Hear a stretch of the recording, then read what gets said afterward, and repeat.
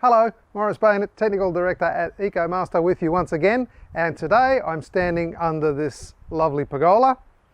So we can see that we're growing a grapevine over this pergola. Why would we want to do that? Well, because it's going to keep it beautifully shaded in the summertime and it's going to make it much more usable than without. You can see that there are stainless steel wires have been fitted through the pergola rafters there, and they're going to hold up the grapevines as they spread over the pergola.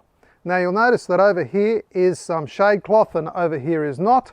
So once upon a time it was all covered in shade cloth, but as the shade cloth gets dark, less and less light comes through, and so it was making the home quite dark. So taking the shade cloth off in front of the glazing of the house has made a big difference to the amount of light in the home, but the shade cloth over here has remained because on a really sunny day there's not quite enough shade from the grapevines just yet, so moving over here actually helps. But when the grapevines actually cover the whole place, then the shade cloth can come off and it'll be just glorious in the summertime. And in the winter, of course, the leaves drop and the winter sun comes through and it's glorious again.